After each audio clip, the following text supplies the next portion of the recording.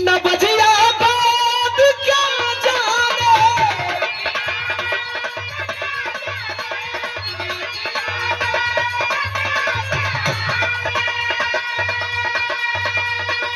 मुझे दिल की बीमारी है, मुझे दिल की बीमारी है, मुझे दिल की बीमारी है, ओ मुझे दिल की।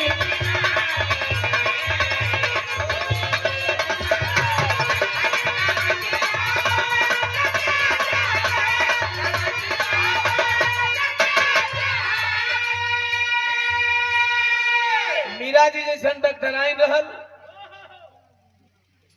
कौन रोगी पहुंच गई तो ज्यादातर डॉक्टर अल्लाह लगावे से पहले नस से करेला। डॉक्टर आइन के पकड़े के नस दूसर पकड़ लेली दूसर। अब एहू में तू लोग के हंसे एहू में हंसे वाली तू लोग के बात मिल गई। सही नस पकड़ाई तो रोग मालूम हो जाए, अगर गलत नस पकड़ा गई तो रोग मालूम ना हो। ओकर रोग दूसर रहे, वो रोग दूसर बतावे, तब वो है मरीजवा परेशान होके कहता है कि 9 बजे पकड़े वाला रोग दिल का बीमारी नहीं समझी। कहे कभी कफरोग बतलावे,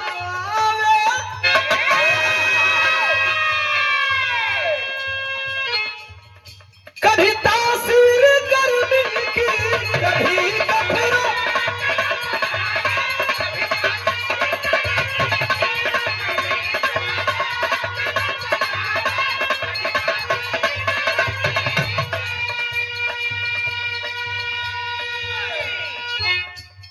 जिगर का हाल तू मेरा क्या जाने अनारी है,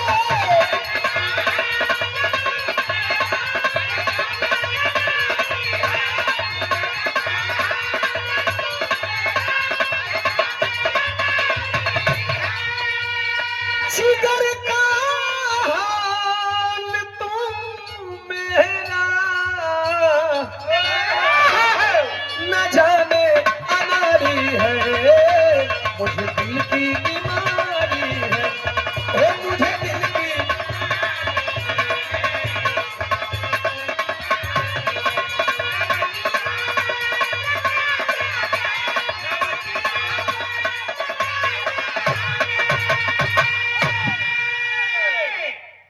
बैठल बनी रहो।